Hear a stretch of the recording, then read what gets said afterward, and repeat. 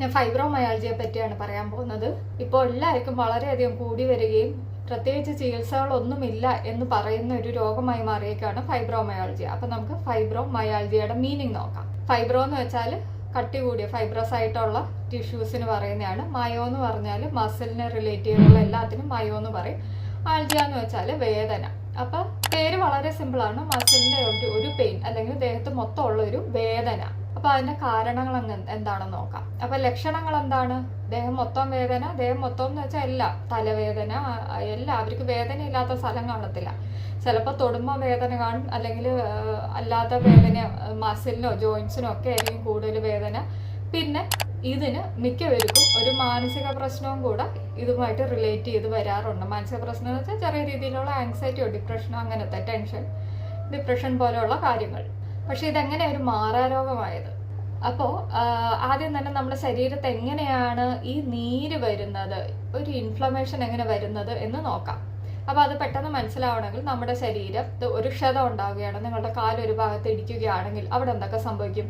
അവിടെ ഒരു നീര് പെട്ടെന്ന് തന്നെ ഫോം ആവും, പിന്നെ ഒരു ചുമന്ന നിറം വരും, പിന്നെ അവിടെ ചൂട് കൂടും, നിങ്ങൾക്ക് ആ ഭാഗം അനക്കാൻ പറ്റത്തില്ല. ഇതേപോലെ ഒരു സാധനം നിങ്ങളുടെ ഉള്ളിൽ, ശരീരത്തിനുള്ളിൽ സംഭവിക്കുകയാണെങ്കിൽ എങ്ങനെയിരിക്കും? അതാണ് ഇൻഫ്ലമേഷൻ എന്ന് പറയുന്നത്. ഇൻഫ്ലമേറ്ററി സ്റ്റേറ്റ്, സിസ്റ്റമിക് ഇൻഫ്ലമേഷൻ എന്ന് പറയും. അതായത് ഒരു ഭാഗത്തല്ല, ഈ ശരീരം മൊത്തത്തിൽ, ഈ സിസ്റ്റം മൊത്തത്തിലുള്ള ഒരു ഇൻഫ്ലമേറ്ററി കണ്ടീഷൻ, അതായത് നീര് മൊത്തത്തിൽ കെട്ടുന്ന ഒരു അവസ്ഥ. പറയുമ്പോൾ സിമ്പിളാണ്, പക്ഷെ അതെങ്ങനെ ഉണ്ടാവുന്നത്? ഈ നിങ്ങൾക്ക് പുറത്തൊരു ക്ഷതം എങ്ങനെ സംഭവിച്ചോ അതേപോലെ തന്നെ നിങ്ങളുടെ സെല്ലുകൾ അല്ലെങ്കിൽ കോശങ്ങൾ ഉള്ളിൽ നശിച്ചു കൊണ്ടിരിക്കുകയാണെങ്കിലാണ് ഇങ്ങനൊരു അവസ്ഥ വരുന്നത്. അപ്പം ഈ പുറത്ത് നിങ്ങൾ കാണുന്ന അതേ അവസ്ഥ ശരീരത്തിൻ്റെ എല്ലാ അവയവങ്ങളിലേക്കും വരുവാണ്, മസിൽ ഉൾപ്പെടെ എല്ലാത്തിലേക്കും വരുമ്പോൾ നിങ്ങളുടെ ശരീരം മൊത്തത്തിൽ ഈ ഒരു ഇൻഫ്ലമേറ്ററി സ്റ്റേറ്റിലേക്ക് പോകും. എന്തുകൊണ്ടാണ് ഇൻഫ്ലമേഷൻ വരുന്നത്? എന്തുകൊണ്ടാണ് നിങ്ങളുടെ സെല്ലുകൾ നശിക്കുന്നത് എന്ന് വെച്ചാൽ നിങ്ങൾ കഴിക്കുന്ന ആഹാര രീതി തെറ്റാണ്. നമ്മൾ കഴിക്കുന്ന ആഹാരം തെറ്റാണെങ്കിൽ നമ്മുടെ ശരീരം മൊത്തത്തിൽ നശിക്കും. നമ്മൾ കഴിക്കുന്ന ആഹാരം ആദ്യം പോയിട്ട് വയറ്റിലാണ് പോവുക. അവിടുന്ന് പല പല ദഹനങ്ങൾ കഴിഞ്ഞിട്ട് നമ്മുടെ രക്തത്തിലേക്ക് ഇതിൻ്റെ ന്യൂട്രിയൻസ് വരും, ഇതിൻ്റെ പോഷകങ്ങളെല്ലാം കൂടെ രക്തത്തിലേക്ക് വരും. എന്നിട്ട് രക്തം ഇത് ഒന്ന് ശുദ്ധീകരിച്ചതിന് ശേഷമാണ് ബാക്കി അവയവങ്ങളിലേക്ക് വിടുക. അപ്പം ഇത് വളരെ കോംപ്ലിക്കേറ്റഡ് ആയിട്ടുള്ള ഒത്തിരി അവയവങ്ങൾ, നമ്മളിപ്പോൾ ഒരു ഹെൽത്തി ആയിട്ട് ഇരിക്കുകയാണ്, നമ്മൾ നോർമലായിട്ട് നടക്കുവാണെങ്കിൽ നമ്മുടെ ഉള്ളിൽ ഒത്തിരി പ്രവർത്തനങ്ങൾ നടന്നുകൊണ്ടേ ഇരിക്കുകയാണ്. നമ്മൾ ഒന്നും ശരീരം അറിയുന്നില്ല, നമ്മളൊന്നും ചെയ്യുന്നില്ല, അത് ഓട്ടോമാറ്റിക്കായിട്ട് വർക്ക് ചെയ്തുകൊണ്ടിരിക്കുകയാണ്. അപ്പം അതിന് തകരാറുകൾ വന്നു തുടങ്ങുമ്പോഴാണ് ഓരോരോ രോഗങ്ങളായിട്ട് വരുന്നത്.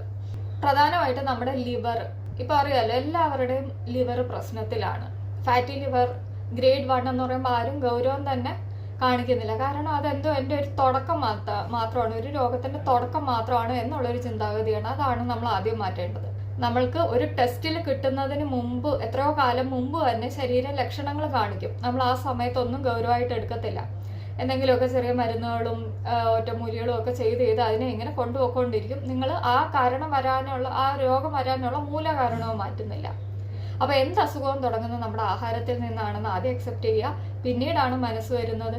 നമ്മുടെ ശരീരവുമായിട്ട് ഡയറക്റ്റായിട്ട് റിലേറ്റഡ് ആയിട്ടാണ് മനസ്സിൻ്റെ ആരോഗ്യവും വരുന്നത്. അപ്പം ഈ ഇൻഫ്ലമേഷൻ നിങ്ങളുടെ ഡൈജസ്റ്റീവ് സിസ്റ്റത്തിലേക്ക് വരുമ്പോൾ, ഇൻഫ്ലമേഷൻ എങ്ങനെയാണ് വരുന്നത്? നിങ്ങൾ തെറ്റായ ആഹാരം കഴിക്കുന്നു, നിങ്ങളുടെ രക്തത്തിലേക്ക് കൂടുതലായിട്ട് ഇമ്പ്യൂരിറ്റീസ് കടന്നു ഓടുന്നു. നിങ്ങളുടെ ലിവറിന്, നിങ്ങൾ അശുദ്ധമായിട്ടുള്ള, അതായത് ശരീരത്തിന് യോജിക്കാത്ത ആഹാരം കഴിക്കുമ്പോൾ ഈ ബ്ലഡൊക്കെ കൂടി ആദ്യം പോകുന്നത് ലിവറിലാണെന്ന് പറഞ്ഞല്ലോ. ലിവറിനെയാണ് ഇത് ആദ്യമായിട്ട് ബാധിക്കുക. ലിവർ ആണ് നമ്മുടെ രക്തം ശുദ്ധീകരിക്കേണ്ടത്. അപ്പോൾ ലിവറിന് ഇത് ശുദ്ധീകരിക്കാൻ പറ്റാത്ത അത്രയുമുള്ള ഇമ്പ്യൂരിറ്റീസ് ഉണ്ടെങ്കിൽ ലിവറും ഡാമേജ് ആകും, ലിവറിൽ പ്രശ്നങ്ങൾ കണ്ടു തുടങ്ങും. അങ്ങനെ അശുദ്ധമായിട്ടുള്ള രക്തം ശരീരത്തെ മൊത്തം സർക്കുലേറ്റ് ചെയ്യുകയും അതിനോടനുബന്ധിച്ച് ഈ പോകുന്ന അവയവങ്ങളെല്ലാം ഇത് ബാധിക്കുകയും ചെയ്യും. പിന്നീട് അത് കിഡ്നിയിലേക്ക് പോകും, ഫൈനൽ ഫിൽട്രേഷന് വേണ്ടിയിട്ടുണ്ട്. അന്നേരം അവിടെ കിഡ്നിക്കും ശുദ്ധീകരിക്കാൻ പറ്റുന്നതിലപ്പുറമുള്ള ഇമ്പ്യൂരിറ്റീസ് രക്തത്തിലുണ്ടെങ്കിൽ എന്ത് സംഭവിക്കും? കിഡ്നിക്കും പതുക്കെ പ്രശ്നം തുടങ്ങും. അങ്ങനെ ഈ മൊത്തത്തിൽ കൺജസ്റ്റഡ് ആയിട്ടുള്ള ഒരു അവസ്ഥ, അതാണ് ഈ ഇൻഫ്ലമേറ്ററി കണ്ടീഷൻ എന്ന് പറയുന്നത്. ഇനി അടുത്ത ഒരു കാരണം എന്ന് പറയുന്നത്, നമുക്ക് 2 തരം സർക്കുലേഷൻ ഉണ്ട്. ഒന്ന് രക്തവും, ഒന്ന് ലിംഫാറ്റിക് സർക്കുലേഷൻ എന്ന് പറയും. ലിംഫ് എന്ന് പറയുന്നത് മെയിനായിട്ട് ഒരു ഇമ്മ്യൂൺ സിസ്റ്റമായിട്ട് റിലേറ്റഡ് ഒത്തിരി ഫങ്ഷനുള്ള ഒരു ഇതാണ് ലിംഫ് സർക്കുലേഷൻ.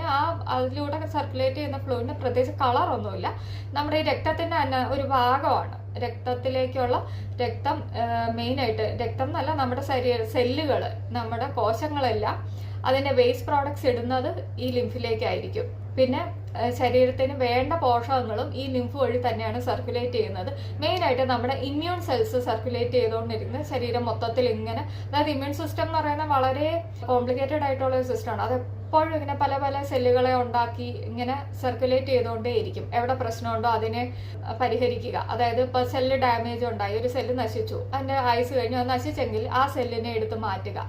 അല്ലെങ്കിൽ ഏതെങ്കിലും ഒരു ബാക്ടീരിയോ ഫംഗസോ എന്തെങ്കിലും ഒരു സാധനം നമ്മുടെ ശരീരത്തിൻ്റെ ഉള്ളിലേക്ക് കടന്നുകൂടി, അത് ചിലപ്പോൾ രക്തത്തിലാവാം, ഈ ലിംഫിലേക്കൊക്കെ വന്നാൽ ഇത് പെട്ടെന്ന് തന്നെ അതിനെ എടുത്ത് മാറ്റുക. അങ്ങനെ ഒത്തിരി ഒത്തിരി ജോലികൾ ചെയ്തുകൊണ്ടിരിക്കുന്ന ഒരു സിസ്റ്റമാണ്. അപ്പം ഈ സിസ്റ്റത്തിൻ്റെ ചലനം എങ്ങനെയാണെന്ന് വെച്ചാൽ, നമുക്ക് രക്തമാണെങ്കിൽ ബ്ലഡ് സർക്കുലേഷന് ഹാർട്ടുണ്ട്, ഹാർട്ട് പമ്പ് ചെയ്തിട്ടാണ് നടക്കുന്നത്. പക്ഷെ ഈ ലിംഫിൻ്റെ സർക്കുലേഷന് അങ്ങനെ പ്രത്യേകിച്ച് ഒരു പമ്പോ കാര്യങ്ങളോ ഒന്നുമില്ല. നമ്മുടെ അതത് സ്ഥലത്തെ മസിൽ അനങ്ങുമ്പോഴാണ്, ഇപ്പം കയ്യിലെ മസിൽ അനങ്ങിയാൽ കയ്യിലെ ലിംഫ് ചലിക്കും. അങ്ങനെ ഈ മൊത്തത്തിലുള്ള ഒരു മസിലിൻ്റെ മൂവ്മെന്റ് അനുസരിച്ചാണ് ഈ ലിംഫ് സർക്കുലേറ്റ് ചെയ്തുകൊണ്ടിരിക്കുന്നത്. എന്നിട്ട് ഇതിന് ഓരോരോ സ്ഥലത്ത് ലിംഫാറ്റിക് നോട്ട്സ് എന്ന് പറയും. ഈ നോട്ട്സിൽ കൂടുതലായിട്ട് ഈ ഇമ്മ്യൂണിറ്റിയുടെ സെൽസ് ഉണ്ടായിരിക്കും. അവർ ഇതിൽ കടന്നുകൂടിയിട്ടുള്ള എല്ലാ പ്രശ്നങ്ങളെയും അവിടെ വെച്ചായിരിക്കും ക്ലിയർ ചെയ്യുന്നത് നമ്മുടെ ബോഡിയിൽ ഉള്ളത്. അപ്പം ഈ ലിംഫിന് വേണ്ട രീതിയിൽ പ്രവർത്തിക്കാൻ പറ്റാതെ ആവുന്നു. ലിംഫ് കൺജഷൻ എന്ന് പറയുന്ന ഒരു അവസ്ഥ വരുന്നു. അതെന്തുകൊണ്ടാണെന്ന് വെച്ചാൽ, ശരീരത്തിൽ ഇതേപോലെ ബോഡിക്ക് താങ്ങാവുന്നതിലും അധികം ടോക്സിൻസ് ഇടുകയും കൂടുതലായിട്ട് സെല്ലുകൾ ഡാമേജ് ആകുന്ന ഒരു അവസ്ഥ വരും. സെല്ല് ഡാമേജ് എന്ന് പറയുമ്പോൾ നമുക്ക് 2 തരം സെല്ല് ഡാമേജസ് ഉണ്ട്. അതായത് ഒന്നെന്ന് പറയുന്നത് നമ്മൾ സ്വാഭാവികമായിട്ടുള്ള ഒരു സെല്ലിന്റെ മരണം. അപ്പോൾ പല സെല്ലിനും പല ആയുസാണ്. ചിലത് 4 ദിവസമേ അതിന് ആയുസ് കാണുള്ളൂ, അല്ലെങ്കിൽ ചിലതിന് 120 ദിവസം കാണുമായിരിക്കും. അപ്പം ഇതൊരു പ്രോഗ്രാമിലൂടെയാണ് പോകുന്നത്. അപ്പം ഈ കറക്റ്റ് പ്രോഗ്രാമിലൂടെയാണ് ഈ സെല്ല് നശിക്കുന്നത് എങ്കിൽ അതിന് അപ്പോപ്റ്റോസിസ് എന്ന് പറയും. അത് ബോഡിക്ക് ഒരിക്കലും ഭാരം ഉണ്ടാക്കുന്ന ഒരു ജോലിയല്ല. ബോഡി തന്നെ കറക്റ്റ് പ്രോഗ്രാമിൽ ഇങ്ങനെ പൊയ്ക്കൊണ്ടിരിക്കും. ആ കറക്റ്റ് സമയമാകുമ്പം അതിൻ്റെ അകത്തുള്ള കണ്ടൻസ് മൊത്തം ചുരുക്കി ഒരു ബോഡിക്ക് പെട്ടെന്ന് കളയാൻ പറ്റുന്ന ഒരു അവസ്ഥയിലാക്കും. നമ്മുടെ ഇമ്മ്യൂണിറ്റിയുടെ കുറേ സെല്ലുകൾ വന്ന് അതിനെ നശിപ്പിച്ച് കളയുന്നു. വളരെ സിമ്പിളായിട്ടുള്ള ബോഡി ഡിസൈൻ ചെയ്ത ഒരു പ്രോസസ്സ്. പക്ഷെ അതല്ല, പെട്ടെന്ന് കുറേ സെല്ലുകൾ നശിക്കുകയാണ്, അല്ലെങ്കിൽ ബോഡി ഈ സെല്ലിന്റെ ആയുസ് എത്താതെ ഉള്ള ഒരു നാശമാണെന്നിരിക്കട്ടെ. ഇപ്പം 120 ദിവസം ജീവിക്കേണ്ട ഒരു സെല്ല് 60 ദിവസം ആകുമ്പോഴേക്കും അതിന്റെ ഫംഗ്ഷൻ നിന്നു പോവുകയാണ്, അല്ലെങ്കിൽ സെല്ല് നശിച്ചു പോവുകയാണെങ്കിൽ പെട്ടെന്ന് ഇതിന്റെ സെല്ലിന്റെ ഉള്ളിലെ കണ്ടൻസ് എല്ലാം കൂടെ പുറത്തേക്ക് വരും. ഈ പുറത്തേക്ക് വരുമ്പോൾ ഇത് അടുത്തുള്ള സെല്ലുകളെയും കൂടെ നശിപ്പിക്കും. അപ്പോൾ അവിടെ പെട്ടെന്ന് ഒരു ഇൻഫ്ലമേഷൻ ഉണ്ടാകും. അതായത് അകാരണമായിട്ടുള്ള സെൽ ഡാമേജുകൾ ബോഡിക്ക് ഇതിനെ ജോലി കൂട്ടും. അങ്ങനെ ഇത് ഭയങ്കര ഒരു ഇൻഫ്ലമേറ്ററി കണ്ടീഷനിലേക്ക് നമ്മുടെ ശരീരം പോകും. അപ്പം ഈ സെല്ലുകൾ നശിക്കുന്ന എന്തുകൊണ്ടാണ്? ഇതേപോലെ തന്നെ നമ്മൾ തെറ്റായ ആഹാര രീതിയിലേക്ക് പോകുമ്പോൾ കൂടുതലായിട്ട് ടോക്സിൻസും കൂടുതലായിട്ടുള്ള കെമിക്കൽ ടോക്സിൻസ്, അല്ലെങ്കിൽ ഒത്തിരി മെറ്റബോളിക് വേസ്റ്റുകൾ ഉണ്ടാക്കുന്ന, അതായത് ഉദാഹരണമായിട്ട് പറയുന്നത് റെഡ് മീറ്റ്, എല്ലാ മാംസങ്ങളിലും ഈ പച്ചക്കറികളെ അപേക്ഷിച്ച് കൂടുതലായിട്ട് ടോക്സിൻസ് ഉണ്ട്. ടോക്സിൻസ് എന്ന് വെച്ചാൽ മെറ്റബോളിസം കഴിഞ്ഞിട്ടുള്ള നോർമലായിട്ടുള്ള വേസ്റ്റുകൾ കൂടുതലാണ്. ഇത് അമിതമായിട്ട് ചെന്നുകൊണ്ടിരിക്കുകയാണെങ്കിൽ ശരീരം എപ്പോഴും ഈ ഒരു ഇൻഫ്ലമേറ്ററി സ്റ്റേറ്റിലേക്ക് മാറും.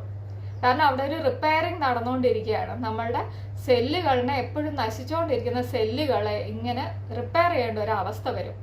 അത് ഒരു ക്രോണിക് ഇൻഫ്ലമേറ്ററി സ്റ്റേറ്റ് എന്ന് പറയാം. അപ്പം ഇത് രണ്ടുമാണ് ഇതിൻ്റെ പ്രധാന കാരണം.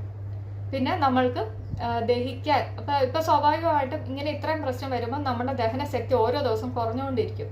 അപ്പം നമ്മുടെ ഡൈജസ്റ്റീവ് പവർ നമ്മൾ നോക്കാതെ, നമുക്ക് ഏത് ആഹാരമാണോ ദഹിക്കുന്നത് എന്നൊന്നും നമ്മൾ ചിന്തിക്കാതെ വീണ്ടും ഇതേ ആഹാര രീതി തന്നെ കണ്ടിന്യൂ ചെയ്യുകയാണെന്നിരിക്കട്ടെ.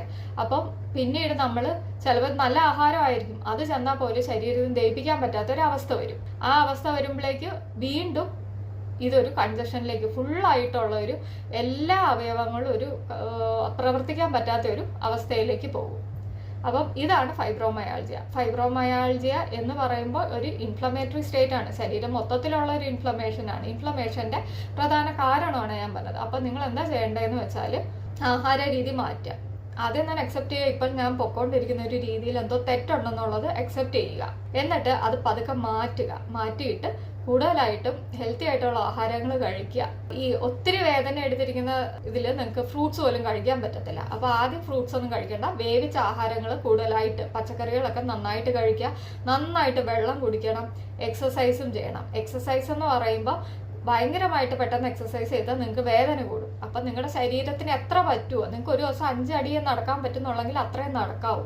ശരീരത്തിന് എത്ര പറ്റുമോ അത്രയും ചെയ്യുക. അടുത്ത ദിവസം നിങ്ങൾക്ക് കുറച്ചും കൂടി പറ്റും. അങ്ങനെ പതുക്കെ പതുക്കെ നിങ്ങൾ എക്സസൈസ് കൂട്ടിക്കൊണ്ടുവരിക, ആഹാര രീതി മാറ്റുക. പിന്നെ ക്രോണിക് ആയിട്ടുള്ള ഒരു അവസ്ഥയിലേക്ക് ആയി പോയെങ്കിൽ നിങ്ങൾക്ക് ട്രീറ്റ്മെൻറ്റ് തന്നെ വേണ്ടി വരും. അപ്പം ഇങ്ങനെ കുറച്ച് മെയിനായിട്ട് ലൈഫ് സ്റ്റൈലിൽ മാറ്റം വരുത്തുക. അപ്പോൾ നമുക്ക് ഈ രോഗം പൂർണ്ണമായിട്ട് മാറ്റാം.